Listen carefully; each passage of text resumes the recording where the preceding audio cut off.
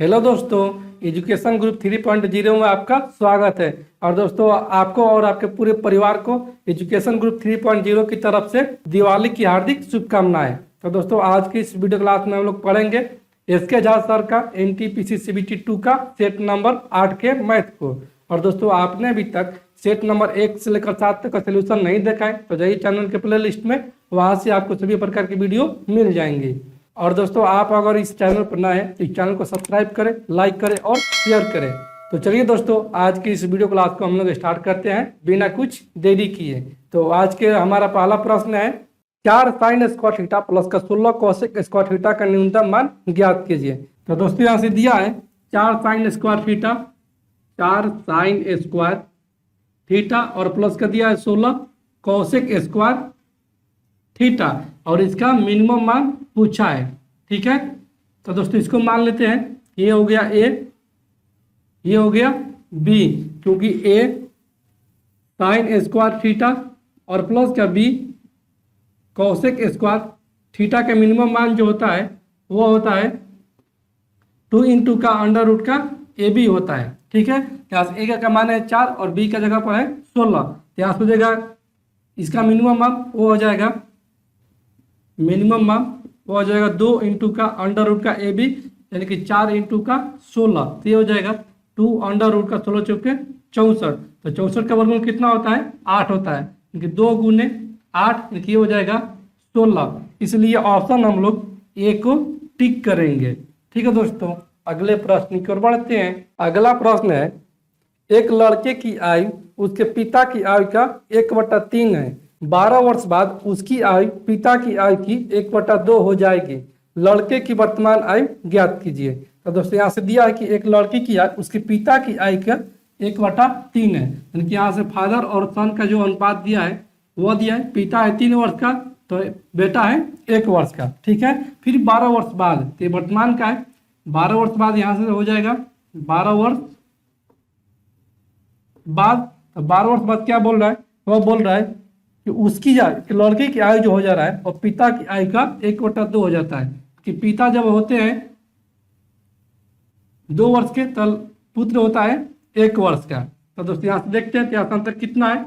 यहाँ से अंतर है 2 का और यहाँ से अंतर कितना है? यहाँ से अंतर है 1 का। तो इन दोनों का अंतर सेम करेंगे, क्योंकि 1 का गुना करेंगे इसमें और 2 का गुना करेंगे इसमें, तो ये हो जाएगा 3 अनुपात का 1 और ये हो जाएगा 2 दूनी 4 अनुपात का 2। तो दोस्तों, अब देखते हैं कि ये 3 से हो रहा है 4 पिता और पुत्र हो रहा है 1 से 2, यानी कि इनका अंतर कितना है? 1 वर्ष का, ये अनुपात में। लेकिन वर्ष में कितना है? वर्ष में अंतर है 12 वर्ष, 1 बराबर में हो जाएगा 12। तो किसका पूछा है? पूछा है कि लड़की की वर्तमान आयु क्या होगी। तो लड़की की वर्तमान आयु कितना हो जाएगा अनुपात में? वो हो जाएगा 1, यानी कि पुत्र का वर्तमान आयु जो है वो है 12 वर्ष है। इसलिए ऑप्शन हम लोग सी को टिक करेंगे। ठीक है दोस्तों, अगले प्रश्न की ओर बढ़ते हैं। अगला प्रश्न है, एक वृत्त से 150 डिग्री के कोण का एक भाग काटकर निकाला जाता है और काटकर निकाले गए भाग का क्षेत्रफल जो है वो 25/2 सेंटीमीटर स्क्वायर है। तो वृत्त का क्षेत्रफल कितना है? तो दोस्तों, यहाँ से कोई वृत्तखंड है, ये हो गया वृत्त और इसमें से कुछ भाग काटा गया है। ये वो केंद्र है और ये काटा गया है यहाँ से, जिसमें कि इसका कोण दिया है एक का 150 डिग्री और ये वाला भाग काटा गया है और इसी का क्षेत्रफल दिया है, वो दिया है 25/2 सेंटीमीटर। इसको नाम देते हैं ओ ए बी। तो त्रिज्यखंड ओ ए बी का जो एरिया हो जाएगा, यानी कि क्षेत्रफल हो जाएगा, वो हो जाएगा θ/360 इंटू का पाई आर स्क्वायर, जिसमें कि पूछा गया कि वृत्त का क्षेत्रफल क्या होगा। यानी कि वृत्त का क्षेत्रफल क्या होता है? तो वृत्त का जो क्षेत्रफल होता है, वृत्त का क्षेत्रफल वो होता है पाई आर स्क्वायर, की पाई आर स्क्वायर का मान पूछा गया है। यहाँ से इसको कुछ नहीं करेंगे, इसको ऐसे ही छोड़ देंगे। और त्रिज्यखंड ओ ए बी का क्षेत्रफल कितना दिया है? वह दिया है 25/2 सेंटीमीटर स्क्वायर। ये हो जाएगा 25/2 बराबर में थीटा का जगह पर कितना है? 150 बटे में ये हो जाएगा 360 इंटू का पाई आर स्क्वायर। ये कट जाएगा 25 छक्का का 150 और ये 6 36 में 60 बार में और ये कट जाएगा 30 बार में। यहाँ से हमारा आ जाएगा 1 बराबर में 1 बटा में 30 इंटू का पाई आर स्क्वायर। तो इस चीज को यहाँ पर लेकर जाएंगे तो हो जाएगा गुना में, क्योंकि 30 बराबर में हो जाएगा पाई आर स्क्वायर, क्योंकि वृत्त का क्षेत्रफल आ गया 30 सेंटीमीटर स्क्वायर। इसलिए ऑप्शन हम लोग ए को टिक करेंगे। ठीक है दोस्तों, अगले प्रश्न की ओर बढ़ते हैं। अगला प्रश्न है, एक बैंक बचत खाते पर 4% की ब्याज की दर से 6 में ब्याज देती है, तो वर्ष के अंत में प्रभावी ब्याज दर कितना होगा।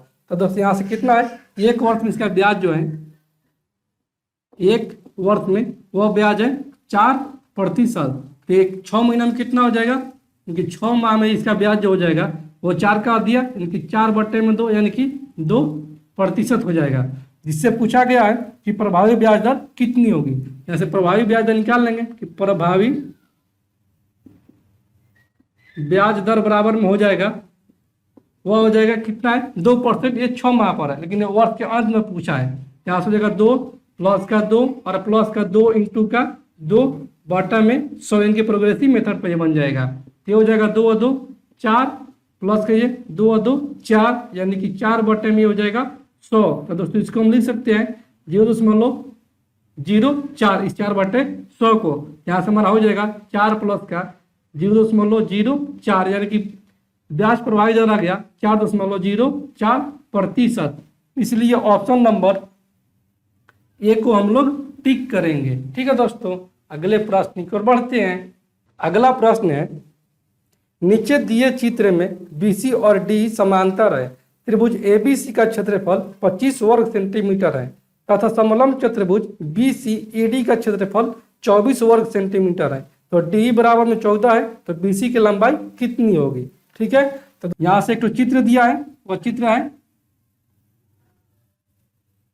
जिसमें कि ये A है, यहाँ से ये B है और C है, और ये है D और ये है E, इसमें कि BC समानांतर D है, कि BC समानांतर जो है वह DE के समानांतर है।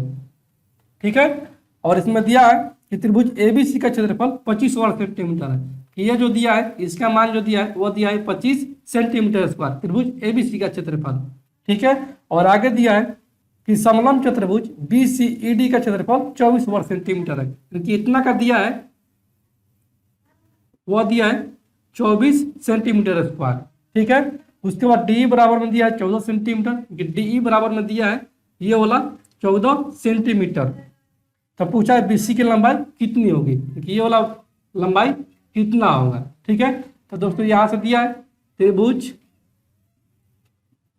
ABC का क्षेत्रफल जो दिया है वो दिया है 25 सेंटीमीटर। तो दोस्तों अगर हम निकालेंगे त्रिभुज ADE का क्षेत्रफल, त्रिभुज ADE का क्षेत्रफल, ये दोस्तों कितना हो जाएगा, ये हो जाएगा 25 सेंटीमीटर। त्रिभुज ABC का क्षेत्रफल, त्रिभुज ABC का क्षेत्रफल, और प्लस का हो जाएगा समलंब चतुर्भुज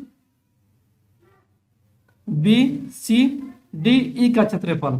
यहाँ से ये हो जाएगा त्रिभुज ABC का क्षेत्रफल कितना है, वह है 25, और प्लस का ये हो जाएगा समलंब चतुर्भुज BCDE का क्षेत्रफल वह है 24, यानी कि हो जाएगा 24। यहाँ से आ जाएगा दोस्तों कितना, ये हो जाएगा 49 सेंटीमीटर स्क्वायर।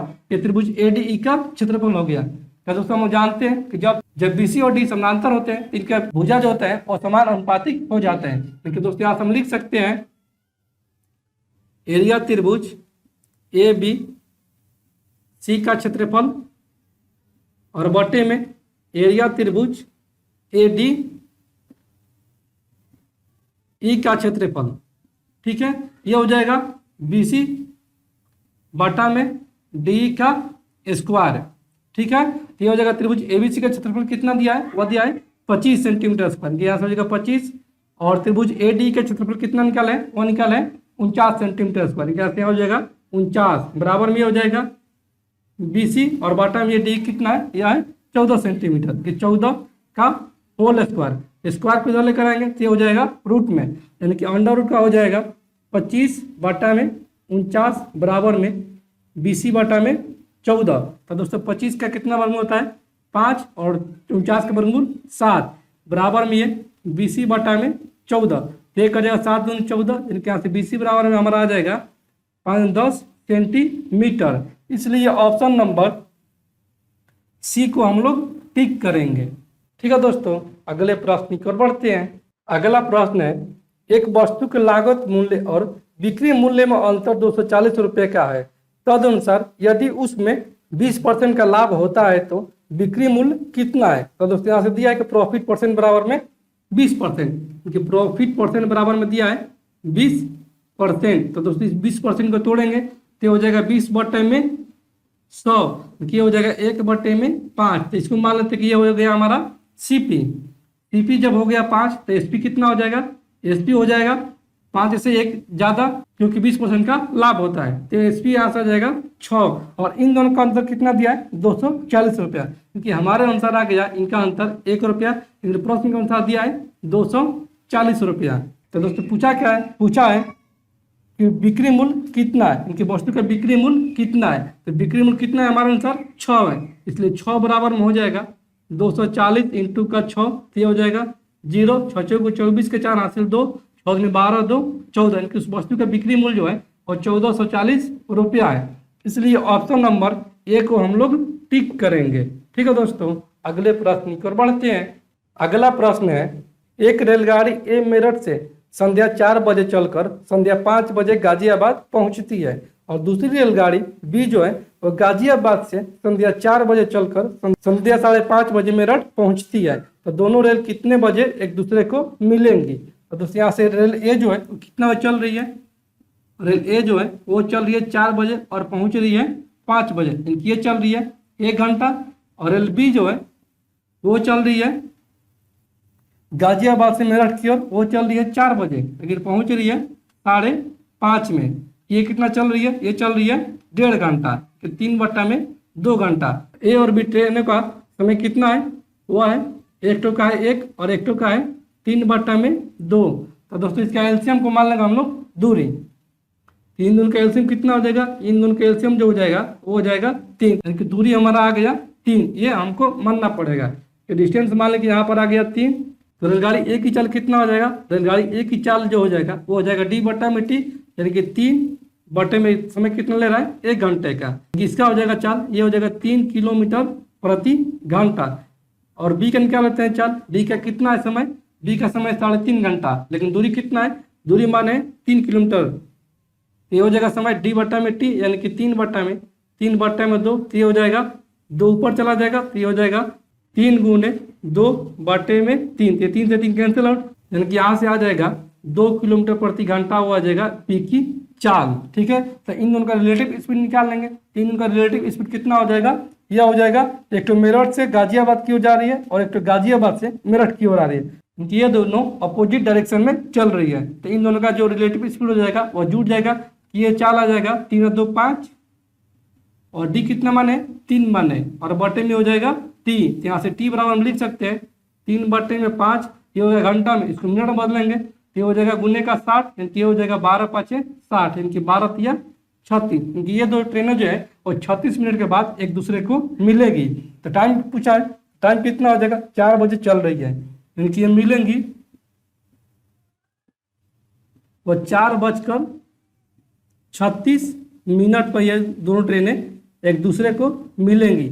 इसलिए ऑप्शन नंबर ए को हम लोग टिक करेंगे। ठीक है दोस्तों, अगले प्रश्न की ओर बढ़ते हैं। अगला प्रश्न है, 6 घंटियां एक साथ बाजना आरंभ हुई, यदि ये घंटियां क्रमशः 2 4 6 8 10 12 सेकेंड के अंतराल से बजे तो 30 मिनट में वे कितनी बार इकट्ठा बजेगी। तो दोस्तों यहाँ से दिया है कि 6 घंटियां जो है वो 2 4 6 8 10 12 सेकंड में बजती है। इसका हम लोग पहले एलसीएम निकाल लेंगे, ये हो जाएगा 2 4 6 8 10 12 का एलसीएम, ये हो जाएगा 2 एकम 2, 2 दूनी 4, 3 दूनी 6, 4 दूनी 8, 5 दूनी 10, 6 दूनी 12, और ये हो जाएगा 1 1 3 2 5 3। फिर दोस्तों इसको हो जाएगा 3 से 1 1 1 2 5 1, ये दोस्तों हो जाएगा एलसीएम 2 दूनी 4, 3 12, 12 5 60 और 7 दूनी 120, क्योंकि ये एक साथ बजेंगी, ये बजेंगी 120 सेकेंड में। तो 120 सेकेंड का मतलब दोस्तों ये बजेंगी 2 मिनट के अंतराल पर एक साथ। 6 घंटियां बजेंगी। तब बोल रहे हैं कि 30 मिनट के अंदर वे कितनी बार इकट्ठा बजेगी। यहाँ से कितनी बार ये बजेंगी, बार वो बजेंगी, 30 मिनट का टोटल समय है और ये 2-2 मिनट पर बज रही है, ये बजेंगी 15 बार इकट्ठी 6 घंटियां। ये होगा हमारा उत्तर। ठीक है दोस्तों, अगले प्रश्न की ओर बढ़ते हैं। अगला प्रश्न है 3,2 और 0,0 बिंदुओं से होकर गुजरने वाली रेखा का समीकरण क्या होगा। तो दोस्तों यहाँ से दिया है पहला निर्देशांक वो दिया है 3, 2 और दूसरा दिया है 0 और 0। ये दोस्तों दिया है x बराबर में, x1 बराबर में दिया है 3 और y1 बराबर में दिया है 2 और यह दिया है x2 बराबर में 0 और y2 बराबर में दिया है 0। तो दोस्तों इन दोनों का मान जिस समीकरण में बराबर हो बैठ जाएगा, दोनों LHS और RHS, तो वही हमारा सही उत्तर हो जाएगा। तो ऑप्शन ए को चेक करते हैं। ऑप्शन ए में है 2x प्लस 3y बराबर में है 0। तो x का मान कितना है 3 रखते हैं, तो 2 गुने 3 प्लस का 3 गुने में 2 बराबर में 0। तो हो जाएगा 3 दूनी 6 और ये 3 दूनी 6, क्योंकि 6 6 12 बराबर में हो जाएगा 0। तो ऑप्शन नंबर ए हमारा कट गया। ऑप्शन बी को चेक करते हैं। तो ऑप्शन बी में क्या है दोस्तों, ऑप्शन बी में 2x प्लस का y बराबर का 1 है। तो x का मान रखते हैं 3, कि 2 गुने 3 प्लस का 2 बराबर में 1, तो ये हो जाएगा 3 दूनी 6 प्लस का 2 बराबर में 1, तो ये हो जाएगा 8 बराबर में 1। तो हमारा ऑप्शन बी भी कट गया। ऑप्शन सी को चेक करते हैं। ऑप्शन सी में 2x प्लस 5y बराबर में 4, ये हो जाएगा 2x, यानी कि 2 गुने 3 प्लस का 5 गुने में 2 बराबर में 4, तो ये हो जाएगा 3 दूनी 6 और ये 5 दूनी 10 बराबर में 4, तो ये हो जाएगा 16 बराबर में 4। तो ऑप्शन सी भी कट गया। तो दोस्तों ऑप्शन एक तो डी बच गया, तो वहीं हमारा सही उत्तर हो जाएगा। फिर भी इसको हम चेक करेंगे कि ऑप्शन डी को चेक करेंगे, तो यह है 2x माइनस का 3y बराबर में है 0। तो 2 गुने में 3 और यह हो जाएगा 3 गुने का 2 बराबर में 0, यानी कि 3 दूनी 6 माइनस का 6 बराबर में 0, तो आएगा 0 बराबर में 0, यानी कि LHS बराबर में हो गया RHS। इसलिए ऑप्शन डी को हम लोग टिक करेंगे। ठीक है दोस्तों, अगले प्रश्न की ओर बढ़ते हैं। अगला प्रश्न है ए और बी साथ मिलकर एक काम को 40 दिनों में कर सकते हैं। उनके काम करने की दर का अनुपात जो है वो 8:5 है। ए अकेला उस काम को कितने दिनों में पूरा करेगा। यानी कि ए और बी साथ में काम कर रहे हैं, वह कर रहे हैं 40 दिनों में, और इनके कार्य क्षमता का अनुपात जो दिया है वह दिया है दोस्तों कितना 8:5 दिया है। तो टोटल वर्क निकाल लेंगे।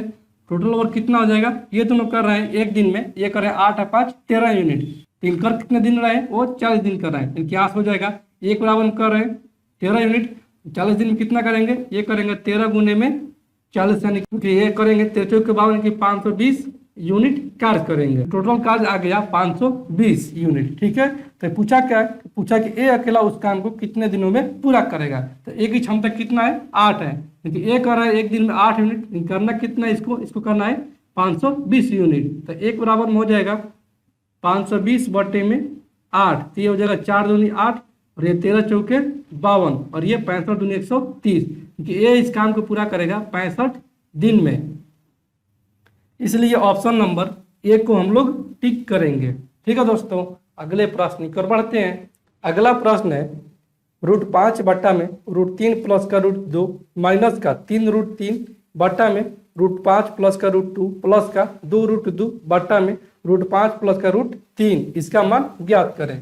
तो दोस्तों यहाँ से दिया है कि √5 और बट्टे में दिया है √3 प्लस का √2 माइनस का दिया है 3 √3 और बट्टे में दिया है √5 प्लस का √2 और ये दिया है प्लस का 2 √2 और बट्टे में ये दिया है √5 प्लस का √3। तो दोस्तों इसका हर पर में गणना कर देंगे, ये हो जाएगा √5 बट्टा में √3 प्लस का √2 इंटू का गुना करेंगे, √3 माइनस का √2 ऊपर और नीचे दोनों से गुना कर देंगे, तो √3 माइनस का √2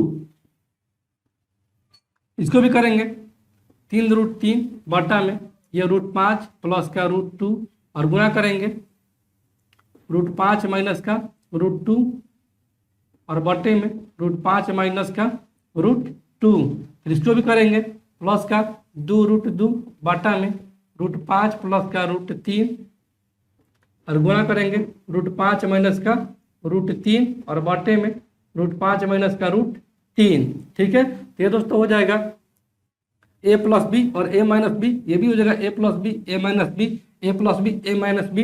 देखिए दोस्तों हम लोग जानते हैं कि a प्लस बी और a माइनस बी बराबर में होता है a स्क्वायर माइनस का b स्क्वायर। तो दोस्तों यहाँ से हम लिख सकते हैं √5 इंटू का √3 माइनस के √2 और बॉटम ये हो जाएगा a स्क्वायर माइनस का b स्क्वायर, यानी कि हो जाएगा √3 का स्क्वायर माइनस का √2 का स्क्वायर, ये हो जाएगा माइनस का 3√3 इंटू का ये हो जाएगा √5 माइनस का √2 और बॉटम में हो जाएगा √5 का स्क्वायर माइनस का √2 का स्क्वायर और ये हो जाएगा प्लस का 2√2 बॉटम में √5 का स्क्वायर माइनस का √3 का स्क्वायर और ये इंटू में हो जाएगा √5 माइनस का √3। ठीक है, तो दोस्तों यहाँ से हमारा आ जाएगा √5 की इधर गुना करेंगे तो ये हो जाएगा √15 माइनस का √10 और यहाँ पर ये आ जाएगा √3 का स्क्वायर यानी कि 3 माइनस 2 का स्क्वायर, ये हो जाएगा 2 और ये आ जाएगा माइनस का। तो दोस्तों ये हो जाएगा 3√3 और यहाँ पर आ जाएगा √5 माइनस का √2 और बॉटम ये हो जाएगा √5 का स्क्वायर माइनस का √2 का स्क्वायर की 5 माइनस 2 और यहाँ पर ये हो जाएगा प्लस का 2√2 और ये हो जाएगा √5 माइनस का √3 और बॉटम ये हो जाएगा 5 माइनस का 3। तो दोस्तों यहाँ से ये आ जाएगा 3 माइनस 2 यानी कि 1, 15 माइनस का √10 बटे में हो जाएगा 1 और ये हो जाएगा माइनस का 3√3 इंटू का √5 और माइनस का √2 और बटे में हो जाएगा 5 में से 2 जाएगा 3, ये 3 से 3 कैंसिल आउट, ये हो जाएगा प्लस का 2√2 √5 माइनस का √3 और बटे में हो जाएगा 5 माइनस 3 जाएगा 2, ये 10 2 कैंसिल आउट। तो दोस्तों यहाँ से हमारा आ जाएगा √15 माइनस का √10 और ये माइनस का हो जाएगा √15 माइनस माइनस प्लस का √6 और ये हो जाएगा प्लस का √10 और माइनस का ये हो जाएगा √6। तो दोस्तों यहाँ से देखते हैं ये प्लस का √10 माइनस का √10 कैंसिल आउट, ये प्लस का √15 ये माइनस का √15 कैंसिल आउट और ये भी हो जाएगा प्लस का √6 और माइनस का √6 कैंसिल आउट, यहाँ से हमारा जाएगा 0, इसलिए ऑप्शन हम लोग ए को टिक करेंगे। ठीक है दोस्तों, अगले प्रश्न की ओर बढ़ते हैं। अगला प्रश्न है, राकेश अपने वेतन का 15% साव अवधि निक्षेप खाते में जमा करता है और शेष के 30% को किराना पर खर्च करता है। यदि हाथ में 2380 रुपया रोकड़ा है तो उसका वेतन कितना है? तो दोस्तों यहाँ से मान लेते कि राकेश का वेतन जो है वह 1000 रुपया है, कि राकेश का वेतन जो है वह है 1000 रुपया। ठीक है, जिसमें कि वो 15% सावधि निक्षेप खाते में जमा करता है। तो खाते में कितना जमा करता है? खाते में जमा करता है वो अपने वेतन का 15%, ये हो जाएगा डबल डबल कैंसिल आउट, यानी कि 150 रुपया वो जमा कर रहा है खाते में। तो उसके पास कितना बच गया? अभी उसके पास शेष राशि बच जा रहा है, वह बच रहा है 1000 में से अगर 150 घटाएंगे तो ये बच जाएगा 850 और 850 रुपया बच गया। फिर आगे बोल रहा है कि वो शेष के 30% को किराना पर खर्च करता है। तो किराना पर कितना खर्च कर रहा है? किराना पर खर्च कर रहा है शेष का, यानी कि 850 का 30%। ये दोस्तों हो जाएगा डबल जीरो कैंसिल आउट, ये हो जाएगा 3 5 6 15 8 3 24 और 1 25 225 रुपया खर्च कर रहा है किराने पर। तो दोस्तों यहाँ से निकालेंगे टोटल खर्च, तो टोटल खर्च कितना कर रहा है? किराने पर खर्च कर रहा है 255 रुपया और खाते में जमा कर रहा है 150 रुपया, तो टोटल खर्च कर दे रहा है 405 रुपया। शेष राशि कितना बच जा रहा है? शेष राशि बच जो रहा है वो 1000 में से 450 घटाएंगे तो हो जाएगा 95, यानी कि ये हो गया 500 और ये हो जाएगा 5, क्योंकि 10 में से 5 जाएगा 5 और ये 9 में से 0 जाएगा 9 और ये 9 में से 4 जाएगा 5, यानी कि 595 रुपया अभी भी उसके पास शेष बच जा रहा है। ये हमारे अनुसार, लेकिन प्रश्न के अनुसार कितना बच रहा है? प्रश्न के अनुसार शेष बच रहा है 2380 रुपया, क्योंकि 595 का जो मान दिया है वह दिया है 2380 रुपया। एक बराबर में हो जाएगा 2380 बटा में 595, तो कितना माने वेतन? टोटल माने वेतन 1000, इसलिए 1000 बराबर में हो जाएगा 2380 बटा में 595 और इंटू का हो जाएगा ये 1000। ये दोस्तों कट जाएगा 5 दूनी 10, 200 बार में, और ये हो जाएगा 5 × 5 19 5 95 और ये कट जाएगा 20 बार में। यहाँ से हमारा आ जाएगा इसका वेतन ये हो जाएगा 20 गुने में 200 यानी कि 4000 रुपया जो है वो इसका वेतन है। इसलिए ऑप्शन नंबर सी को हम लोग टिक करेंगे। ठीक है दोस्तों, अगले प्रश्न की ओर बढ़ते हैं। अगला प्रश्न है, यदि एक्स वाई बराबर में 1 है तो 1/1 प्लस एक्स और प्लस का 1/1 प्लस वाई का मान क्या होगा। तो दोस्तों यहाँ से दिया है कि एक्स और वाई बराबर में 1 है कि एक्स वाई का कौन सा ऐसा मान है जो 1 दे रहा है। तो दोस्तों इसको अगर करते हैं एक्स बराबर में 1 और वाई बराबर में भी करते हैं 1, तो 1 गुने में 1 यानी कि 1 हो जा रहा है। ठीक है, यहाँ से किसका मान पूछा है, यहाँ से मान पूछा है 1/1 प्लस का एक्स और प्लस का पूछा है 1/1 प्लस का वाई। यहाँ से दोस्तों हो जाएगा 1 प्लस का 1 प्लस में 1 और प्लस का 1/1 प्लस का 1, ये हो जाएगा 1/2 प्लस का ये हो जाएगा 1/2, यानी कि आधा और आधा जुड़कर कितना हो जाएगा, ये हो जाएगा 1, यानी ऑप्शन नंबर ए को हम लोग टिक करेंगे। ठीक है दोस्तों, अगले प्रश्न की ओर बढ़ते हैं। अगला प्रश्न है 3 के प्रथम 5 गुणजों का औसत क्या होगा। तो दोस्तों हम लोग जानते हैं कि x संख्या के प्रथम y गुणजों का जो एवरेज होता है वह होता है x इंटू का y प्लस का 1 और बट्टे में 2 होता है। तो दोस्तों यहाँ से कितना दिया है, यहाँ से दिया 3 के प्रथम 5 गुणजों का, यहाँ से x का मान दिया है वह दिया है 3 और y का मान जो दिया है वह दिया है 5। यहाँ से एवरेज निकाल लेंगे, एवरेज बराबर में हो जाएगा x इंटू वाई प्लस 1 बट्टा में 2, यानी कि 3 इंटू 5 प्लस का 1 बट्टा में 2, ये हो जाएगा 3 इंटू का 5 और 1 6 बट्टा में 2, तो ये कर जाएगा 3 बार में, यहाँ से एवरेज आ जाएगा 3 गुने 3 यानी कि 9, यानी कि 3 के प्रथम 5 गुणजों का औसत 9 हो जाएगा। इसलिए ऑप्शन नंबर बी को हम लोग टिक करेंगे। ठीक है दोस्तों, अगले प्रश्न की ओर बढ़ते हैं। अगला प्रश्न है, यदि चक्रवृद्धि ब्याज पर कोई राशि 5 वर्षों में दोगुनी हो जाए तो वही राशि कितने समय में 8 गुनी हो जाएगी। क्या हो रहा है 5 वर्षों में 2 गुना, 5 वर्षों में कितना हो रहा है दोस्तों, ये हो रहा है 2 गुना। ठीक है, तो पूछा कि कितने वर्षों में, यानी कि 100 वर्षों में वह 8 गुना हो जाएगा। ठीक है, तो 8 गुना कितना लिख सकते हैं दोस्तों, 8 गुना को लिख सकते हैं हम 2 के पावर 3 गुना। ठीक है, क्योंकि 2 के पावर 3 बराबर में होता है 8, तो इस 3 को जो पावर में आया है इस 3 को गुना करेंगे इस वर्ष में, यहाँ से आ जाएगा 5 गुने में 3 यानी कि 15 वर्षों में यह राशि जो है वो 8 गुना हो जाएगी। इसलिए ऑप्शन नंबर सी को हम लोग टिक करेंगे। ठीक है दोस्तों, अगले प्रश्न की ओर बढ़ते हैं। अगला प्रश्न है, 36 संतरों को बेचकर एक विक्रेता को 4 संतरों के विक्रय मूल्य का नुकसान होता है, तो उसके नुकसान का प्रतिशत कितना है। तो दोस्तों यहाँ से दिया है कि 36 संतरों को बेचने पर कि एसपी जो दिया है वो दिया है 36 और लॉस कितना हो रहा है, लॉस जो हो रहा है वो 4 संतरों के विक्रय मूल्य के बराबर, यानी कि 4 रुपए का उसको हानि हो रहा है। तो दोस्तों यहाँ से सीपी कितना हो जाएगा, जैसे सीपी हो जाएगा 40, क्योंकि 40 में से अगर 36 जाएगा तो हो जाएगा 4 रुपया, तो यहाँ से सीपी आ गया हमारा 40। तो पूछा लॉस प्रतिशत, तो लॉस प्रतिशत बराबर में होता है लॉस गुने में 100 बटा में सीपी।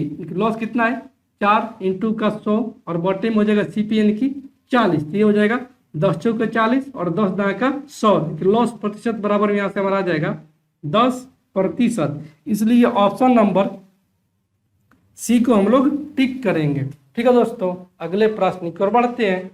अगला प्रश्न है, एक व्यक्ति को 12 किलोमीटर प्रति घंटा की चाल से 36 किलोमीटर की दूरी तय करने में कितना समय लगेगा।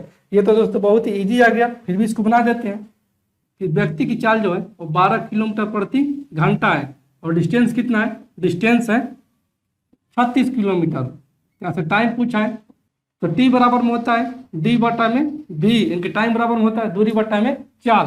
यहाँ से दूरी कितना है, दूरी है 36 किलोमीटर और चाल कितना है 12 किलोमीटर प्रति घंटा, तो ये हो जाएगा 3 घंटा इसको समय लगेगा। इसलिए ऑप्शन नंबर ए को हम लोग टिक करेंगे। ठीक है दोस्तों, अगले प्रश्न की ओर बढ़ते हैं। अगला प्रश्न है, एक पहाड़ी की चोटी से एक व्यक्ति एक समान गति से उसकी ओर बढ़ते वाहन का अवलोकन करता है। वाहन का अवनमन कोण 45 डिग्री से 60 डिग्री बदलने में 10 मिनट लगते हैं, तो इसके बाद वाहन को पहाड़ी के नीचे पहुंचने के लिए कितना समय लगेगा। तो दोस्तों कोई पहाड़ी है,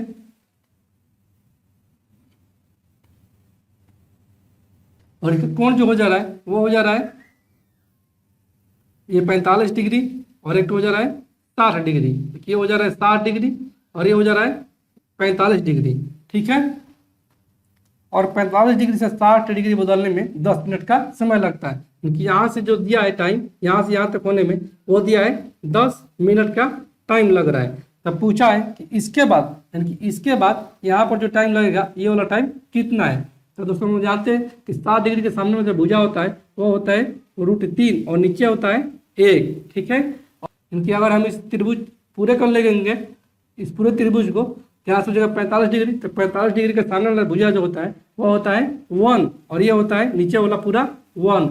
यहाँ से 1 का मान कितना है √3 है, और ये टोटल कितना है, ये मान ये है 1, यानी कि √3 ये टोटल हो जाएगा, जिसमें कि ये कितना है, यह है 1।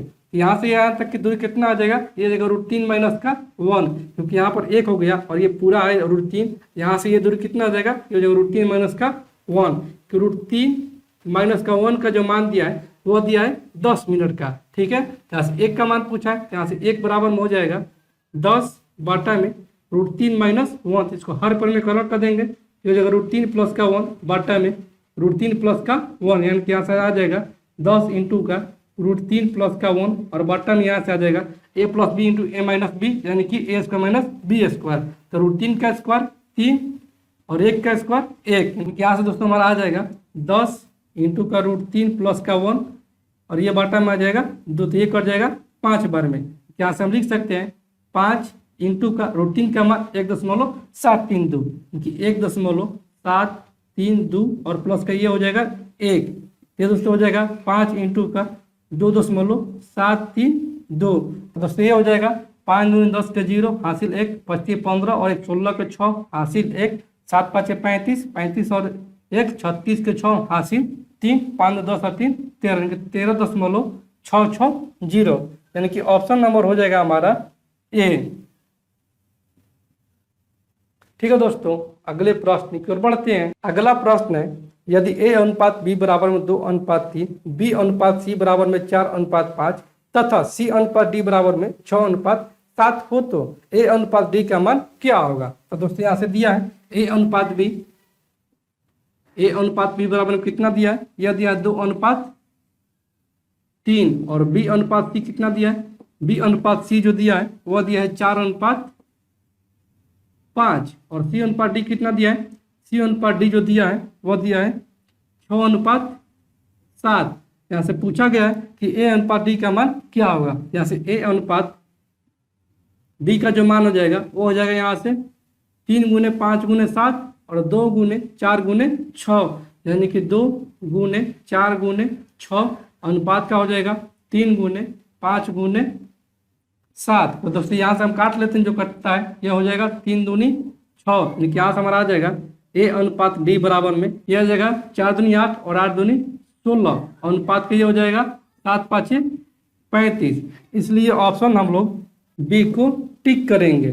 ठीक है दोस्तों, अगले प्रश्न की ओर बढ़ते हैं। अगला प्रश्न है, एक समकोण त्रिभुज का कर्ण 25 सेंटीमीटर है और शेष 2 भुजाएं ऐसी है कि एक दूसरी से 5 मीटर लंबी है, तो उनकी लंबाइयाँ कितनी होगी। तो दोस्तों यहाँ से दिया है कि एक समकोण त्रिभुज है जिसमें कि ये कर्ण है 25 सेंटीमीटर, और इन दोनों का जो अंतर है, ये मान लीजिए कि लंब ए है और ये बी है, और इन दोनों का अंतर जो है वो है कितना दोस्तों, वो है 5 मीटर का।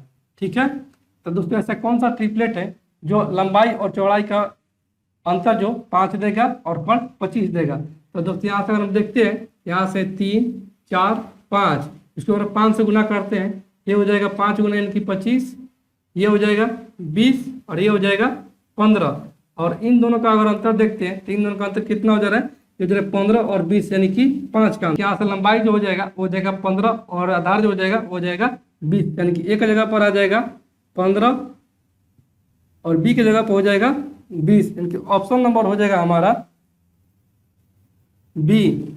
ठीक है दोस्तों, अगले प्रश्न की ओर बढ़ते हैं। अगला प्रश्न है, एक्स और वाई एक व्यापार में साझेदार है। एक्स पूंजी का 1/3 भाग 9 महीने के लिए लगाता है और वाई लाभ का 2/5 भाग प्राप्त करता है, तो वाई का धन व्यापार में कितने महीने लगा है। ठीक है दोस्तों, तो यहाँ से दिया है कि एक्स जो है वो पूंजी का 1/3 भाग 9 महीने के लिए लगाता है, क्योंकि एक्स जो लगा रहा है वो 1/3 पूंजी का 9 महीने के लिए लगा रहा है। तो वाई कितना लगा रहा है, जब 1/3 लगा दिया एक्स, तो एक्सेस कितना बच गया पूंजी, वो बच गया 2/3, क्योंकि 1 माइनस 1/3 अगर करेंगे तो हो जाएगा 3 माइनस का 1/3 यानी कि 2/3। तो 2/3 जो लगा रहा है वाई पूंजी को, वो लगा रहा है, मान लेते हैं कि वो लगा रहा है एक्स महीने के लिए, ठीक है, जिसमें कि वाई लाभ का 2/5 भाग प्राप्त करता है। ये हो गया इनके लाभों का अनुपात। तो वाई कितना प्राप्त कर रहा है, वाई प्राप्त कर रहा है लाभ का 2/5 भाग। तो वाई यहाँ से कितना प्राप्त कर रहा है, ये कर रहा है 2x बटा में 3, और टोटल कितना लाभ है वो है ये 3 से 3, इनकी तितली का 9 कट जाएगा, यहाँ से 3 प्लस का 2x बटे में 3, और इसी का मान जो दिया है वो दिया है कितना दोस्तों, 2/5, ठीक है। ये हो जाएगा 2x और ये 3 एलसीएम, तितली का 9 प्लस का 2x और बटे में हो जाएगा 3, और ये बटा में 3 है, बराबर में 2/5। तो यहाँ से दोस्तों हम लिख सकते हैं 2x बटा में 3 गुने का 3 बटा में 9 प्लस का 2x बराबर में 2/5। ये दोस्तों हो जाएगा 3 से 3 कैंसिल आउट, और ये 2 से 2 कैंसिल आउट, इनके यहाँ से हमारा बच जाएगा x बटा में 9 प्लस का 2x बराबर में 1/5। तो ये तिरछा तिरछी गुना हो जाएगा। यहाँ से दोस्तों हम लिख सकते हैं ये हो जाएगा 5x बराबर में हो जाएगा 9 प्लस का 2x। तो 2x को इधर कराएंगे तो हो जाएगा माइनस का, क्योंकि 5x माइनस का 2x बराबर में आ गया 9। तो 5x में से 2x जाएगा तो बच जाएगा 3x बराबर में 9। तो ऐसे x बराबर में आ जाएगा, ये कर जाएगा 3 बार में, यानी कि 3 मंथ है। यानी कि वाई जो व्यापार में अपने धन को निवेश कर रहा है वो कर रहा है 3 महीने के लिए, इसलिए ऑप्शन हम लोग बी को टिक करेंगे। ठीक है दोस्तों, अगले प्रश्न की ओर बढ़ते हैं। अगला प्रश्न है 16 किलोमीटर प्रति घंटा की रफ्तार वाली नौका को 4 किलोमीटर प्रति घंटा के बहाव वाले धारा के विरुद्ध 108 किलोमीटर जाने में कितना समय लगेगा। तो दोस्तों यहाँ से बोला है कि धारा के विरुद्ध, तो धारा के विरुद्ध कितना हो जाएगा, धारा के विरुद्ध हो जाएगा नौका की चाल माइनस का धारा की चाल। यानी कि यहाँ से दिया है नाव की चाल, नाव की चाल जो दिया है वो दिया है 16 किलोमीटर प्रति घंटा, ठीक है। और धारा की चाल कितना दिया है, धारा की चाल जो दिया है वो दिया है 4 किलोमीटर प्रति घंटा। धारा के विरुद्ध बोल रहा है तो ये हो जाएगा इन दोनों चालों का अंतर, यानी कि यहाँ से हमारा आ जाएगा 16 माइनस का 4 बराबर में कितना दूरी तय करना है, 108 किलोमीटर। और इसी को तय करने में कितना समय लगेगा, तो मान लो वो समय लगेगा टी। ये हो जाएगा 16 में से 4 जाएगा, ये 12 बराबर हम लिख सकते हैं 108 बटा में टी। तो ये दोस्तों हो जाएगा 6 दूनी 12, और ये 6 एकम 6, 6 8 48, और ये 2 9 18, क्योंकि यहाँ से टी बराबर में आ जाएगा 9 घंटा। इसलिए ऑप्शन हम लोग बी को टिक करेंगे। ठीक है दोस्तों, अगले प्रश्न की ओर बढ़ते हैं। अगला प्रश्न है एक नल एक टंकी को 8 मिनट में भरता है और दूसरा नल उसे 16 मिनट में खाली करता है। यदि दोनों नलों को एक साथ खोल दिया जाता है तो आधी टंकी को भरने में कितना समय लगेगा। तो दोस्तों एक नल है जो एक टंकी को 8 मिनट में भरता है, तो मान सकते नल जो है वो ए है भरने वाला, जो 8 मिनट में एक टंकी को भर देता है। दूसरा मान लेते कि दूसरा नल बी है जो इस टंकी को कितना में खाली कर रहा है, वो कर रहा है 16 मिनट में। यहाँ टंकी की क्षमता निकाल देंगे, क्योंकि टंकी की क्षमता हो जाएगा इन दोनों का टोटल कार्य, यहाँ से हो जाएगा टोटल कार्य या टंकी की क्षमता, ये हो जाएगा 16, इन दोनों का एलसीएम। तो ए की क्षमता आ जाएगा 2 और बी की क्षमता आ जाएगा 1। बी जो है वो खाली करने वाला है और ए भरने वाला है। तो पूछा गया है प्रश्न में कि दोनों नलों को एक साथ खोल दिया जाता है तो आधी टंकी को भरने में कितना समय लगेगा। टोटल टंकी की क्षमता कितना है, 16 है, इसका आधा कितना हो जाएगा, ये हो जाएगा 8, और इसी 8 को इन दोनों नलों को भरने में कितना समय लगेगा। तो ये 1 मिनट में कितना काम कर रहे हैं, ये कर रहे हैं दोनों मिलकर 2 माइनस का 1 ही 2 भर रहा है और 1 खाली कर रहा है। ये कर 1 मिनट में 1 यूनिट, करना कितना है 8 यूनिट। ये दोनों नल मिलकर इस टंकी को भर देंगे 8 मिनट में। इसलिए ऑप्शन हम लोग ए को टिक करेंगे। ठीक है दोस्तों, अगले प्रश्न की ओर बढ़ते हैं। अगला प्रश्न है बंटन का माध्य यानी कि माध्य 14 है और मानक विचलन 5 है तो विचलन गुणांक ज्ञात कीजिए। तो दोस्तों यहाँ से विचलन गुणांक बराबर में होता है विचरण गुणांक बराबर में होता है मानक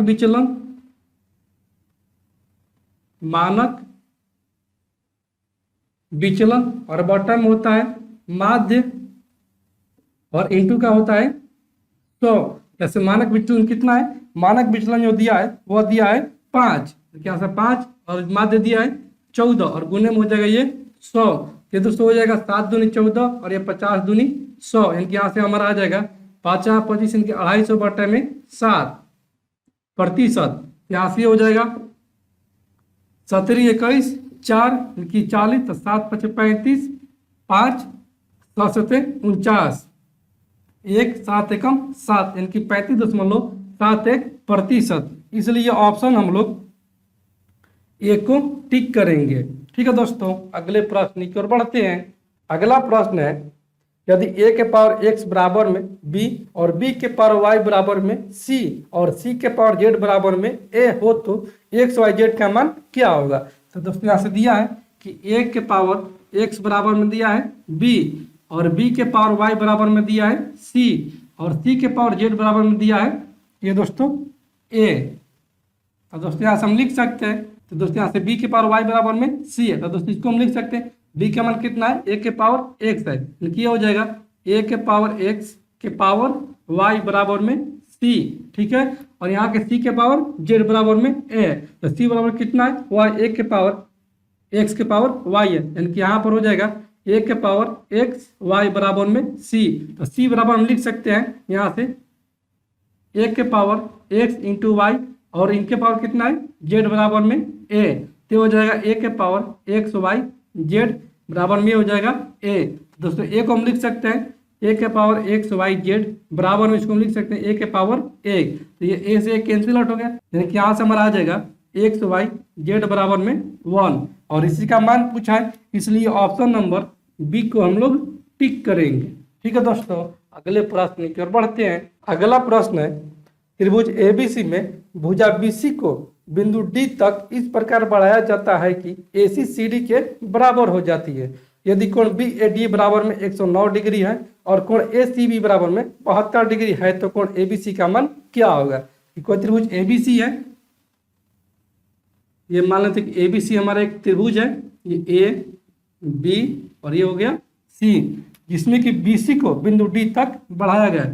तो दोस्तों मान लें कि बीसी को बिंदु डी तक यहाँ से बढ़ाया गया है, तो यह हो जाता है एसी और सीडी के बराबर हो जाता है, एसी बराबर में सीडी हो जाता है, ये भुजा और ये भुजा आपस में बराबर हो जाता है। इसके यहाँ इसको मिला देंगे, तो दोस्तों जब ये दोनों भुजा बराबर हो जाएंगी तो इनके कोण जो हो जाएंगे वो संगत कोण आपस में बराबर हो जाएंगे, ये भी x डिग्री हो जाएगा, ये भी x डिग्री हो जाएगा। ठीक है, जिसमें कि दिया है कोण बी ए डी बराबर में 109 डिग्री, कोण बी ए डी बराबर में दिया है 109 डिग्री, ये पूरा मान दिया है, यह दिया है 109 डिग्री। ठीक है, और कोण ए सी बी बराबर में 72 डिग्री, कोण ए सी बी बराबर में 72 डिग्री, ये है 72 डिग्री। ये दोस्तों कोण जो हो जाएगा कोण ए सी बी, यह हो जाएगा त्रिभुज ए सी डी का बाह्य कोण, यानी कि दोस्तों यहां से हो जाएगा ये त्रिभुज ए सी डी है जिसका बाह्य कोण ये है। ये दोस्तों जो बाह्य कोण होता है वो दो अंतःकोणों के योग के बराबर होता है, यानी कि यहाँ से दोस्तों हम लिख सकते हैं ये कितना अंतःकोण x और x डिग्री है, दोस्तों यहाँ से हम लिख सकते हैं x प्लस का x बराबर में 72 डिग्री, क्योंकि बाह्य कोण जो होता है वो दो अंतःकोणों के योग के बराबर होता है। ये हो जाएगा 2x बराबर में 72 डिग्री, x बराबर में हो जाएगा ये 36 डिग्री, ये कोण आ गया हमारा 36 डिग्री और ये कोण आ गया हमारा 36 डिग्री। दोस्तों ये पूरा 109 डिग्री है और यहाँ से आ गया ये 36 डिग्री, ये कोण कितना हो जाएगा, ये जो कोण हो जाएगा वो 109 माइनस का 36 डिग्री हो जाएगा, तो हो जाएगा 9 में से 6 जाएगा 3 और 10 में से 3 जाएगा 7, यानी कि ये आ जाएगा 73 डिग्री। तो ये वाला जो मान आ गया ये आ गया 73 डिग्री और ये है 72 डिग्री। तो हमसे पूछा क्या है, हमसे पूछा कोण ए बी सी का मान क्या होगा, ये कोण ए बी सी ये वाला मान पूछा है। तो दोस्तों हम जानते हैं कि त्रिभुज के तीनों कोणों का जब 180 डिग्री होता है, यहाँ से हो जाएगा 73 प्लस का 72 और प्लस के इसको मान लेते हैं कि ये है y, ये हो जाएगा प्लस का वाई बराबर में हो जाएगा 180 के, ये हो जाएगा वाई बराबर में 72 और 73, ये हो जाएगा 3 और 2 5 और 7 7 14, 145 डिग्री। यहाँ से हम लिख सकते हैं वाई बराबर में 180 माइनस का 145 डिग्री, ये हो जाएगा वाई बराबर में 45 5 50 और 30 80, यानी कि कोण ए बी सी बराबर में आ गया यहाँ से हमारा 35 डिग्री। इसलिए ऑप्शन नंबर ए को हम लोग टिक करेंगे। ठीक है दोस्तों, अगले प्रश्न की ओर बढ़ते हैं। अगला प्रश्न है ₹5.50 प्रति किलो की कितनी चीनी, ये था दोस्तों पिछला वाला क्वेश्चन रिपीट कर गया। इसका आंसर आया था सी यानी कि 108 किलो। दोस्तों इसका सोल्यूशन देख लीजिएगा शीट नंबर 7 में, वहां पर इसका सोल्यूशन कराए हैं। अगले प्रश्न की ओर बढ़ते हैं। अगला प्रश्न है 4 tan स्क्वायर थीटा प्लस का 25 cot स्क्वायर थीटा का न्यूनतम मान ज्ञात कीजिए। तो दोस्तों यहाँ से दिया है कि 4 tan स्क्वायर थीटा और प्लस का दिया है 25 cot स्क्वायर थीटा का न्यूनतम मान यानी कि मिनिमम मान क्या होगा। तो दोस्तों यहाँ से होता है ए tan स्क्वायर थीटा और प्लस का बी cot स्क्वायर थीटा का जो मिनिमम मान होता है वह होता है 2 अंडर रूट का ए बी होता है। यहाँ से ए का स्थान कितना है वह है 4 और बी का स्थान कितना है 25 है। तो इसका मिनिमम मान हो जाएगा वह हो जाएगा 2 इंटू का अंडर रूट का ए बी, क्योंकि 4 गुने में ये हो जाएगा 25। यहाँ से दोस्तों हम लिख सकते हैं 2 अंडर रूट का 25 चौके 100, तो 100 का वर्गमूल 10 यानी कि 2 गुने में हो जाएगा 10, यहाँ से हो जाएगा 20 यानी कि 4 tan स्क्वायर थीटा प्लस का 25 cot स्क्वायर थीटा का मिनिमम मान आ गया 20। इसलिए ऑप्शन हम लोग बी को टिक करेंगे। ठीक है दोस्तों, अगले प्रश्न की ओर बढ़ते हैं। अगला प्रश्न है निम्न रेखा आरेख किसी कंपनी के वर्ष 2001 से 2010 के दौरान वार्षिक बिक्री के आंकड़ों को दर्शाता है। तो आरेख का अध्ययन करें। 32 नंबर प्रश्न में बोल रहा है कि 2005 से 2008 तक कुल बिक्री कितनी है। तो दोस्तों यहाँ 2005 2008 तक की बोला है कि कुल बिक्री कितनी है। तो 2005 में देखते हैं, तो 2005 में कितना बिक्री है। 2005 में जो बिक्री है वह देखने से लग रहा है कि यह है 10, कि हो जाएगा 10। 2006 में कितना है, 2006 में जो है वह है 6, और 2007 में भी है 6, और 2008 में कितना है, 2008 में जो है वह है 5। तो दोस्तों इसको अगर हम जोड़ते हैं ये कितना हो जाएगा, ये हो जाएगा 10 6 16, 16 6 22, 22 और 5 27, यानी कि 2005 से 2008 का कुल बिक्री जो है वह है 27 करोड़। इसलिए ऑप्शन नंबर बी को हम लोग टिक करेंगे। ठीक है दोस्तों, ये हो गया 32 नंबर प्रश्न का उत्तर। अब आते हैं 33 नंबर में। 33 नंबर में क्या बोल रहा है, 33 नंबर में बोल रहा है कि 2006 में बिक्री की तुलना में 2008 में बिक्री में कितने प्रतिशत की कमी आई है। अब दोस्तों यहाँ से देखते हैं कि 2006 में कितना है 6 है, तो 2008 में कितना है, यह है 5। तो कितना कमी आया है, वो कमी आया 6 से 5, इनकी कमी प्रतिशत बराबर में निकाल लेंगे। यहाँ से कमी प्रतिशत बराबर में हो जाएगा कि 6 से 5 हो रहा है, यानी कि एक ही कमी आ रहा है, और कितने और से कमी आ रहा है, वो आ रहा है 6 से। ये हो जाएगा 6 इंटू का ये हो जाएगा 100, ये हो जाएगा 3 दूनी 6 और ये 50 दूनी 100, यानी कि 50/3%। इसको दोस्तों हम लिख सकते हैं 16 सहित 2/3%। इसलिए ऑप्शन नंबर सी को हम लोग टिक करेंगे। ठीक है दोस्तों, अगले प्रश्न की ओर बढ़ते हैं। अगला प्रश्न है कि 2002 में बिक्री का 2007 में बिक्री के साथ अनुपात कितना है। ये 34 नंबर में बोल रहा है कि 2002 में बिक्री का 2007 में बिक्री के साथ अनुपात कितना है। तो 2007 में कितना है, वह है 6। 2002 में नहीं मालूम है, 2002 का देख लेते हैं कितना है। 2002 में जो है वो देखने में लग रहा है कि यह है 2, क्योंकि 2002 में जो बिक्री है वो है 2, और 2000 कितना है 2007 बोल रहा है। 2007 में कितना बिक्री है, वो है 2007 में 6। तो इनका अनुपात पूछा है, ऐसा अनुपात निकाल देंगे, क्योंकि अनुपात बराबर में हो जाएगा 2:6, 1 कर जाएगा 3 बार में, इनके अनुपात हो जाएगा 1:3। इसलिए ऑप्शन नंबर बी को हम लोग टिक करेंगे। ठीक है दोस्तों, अगले प्रश्न को देखते हैं। अगला प्रश्न में 35 नंबर में, ये 34 तो हो गया, ऐसे 35 नंबर बना लेते हैं। 35 में बोल रहा है 2003 में 2007 की अवधि के दौरान कंपनी की औसत बिक्री कितनी है। बोला कि 2003 से लेकर 2007 तक की अवधि के दौरान, तो 2003 में कितना है, 2003 में जो है वह है 3, 2003 में जो है वह है 3 करोड़। 2004 में कितना है, 2004 में जो है 2004 में वह है 4। 2005 में कितना है, 2005 में कितना निकाले हैं, वह है 10। और 2006 में कितना है, 2006 में है 6। 2007 में कितना है, 2007 में जो है वो है 6। इनका योग हो जाएगा, यानी कि इसका अगर एवरेज निकालेंगे 2003 से 2007 तक का, तो हो जाएगा इन सभी संख्याओं का योग और बटा में इन सभी संख्याओं की संख्या।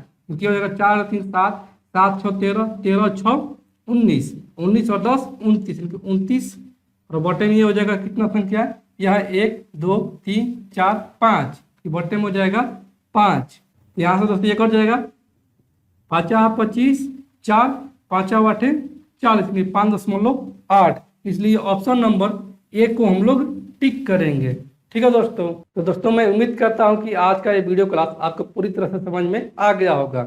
और दोस्तों आपने अभी तक इस चैनल को सब्सक्राइब नहीं किया है तो आप इस चैनल को सब्सक्राइब करें, लाइक करें और शेयर करें। और दोस्तों कुछ दिनों से देख रहे हैं कि हमारे वीडियो पर व्यू नहीं आ रहा है, यानी कि दोस्तों आप लोग इस वीडियो को शेयर नहीं कर रहे हैं या इस क्लास को शेयर नहीं कर रहे हैं, तो दोस्तों आपसे रिक्वेस्ट है कि आप इस वीडियो क्लास को या आप इस चैनल को ज़्यादा से ज़्यादा अपने दोस्तों में शेयर करें और हमें सपोर्ट करें। तो चलिए दोस्तों आज की इस वीडियो क्लास को यहीं पर इन करते हैं और फिर मिलते हैं अगले सेट में। तब तक के लिए धन्यवाद दोस्तों।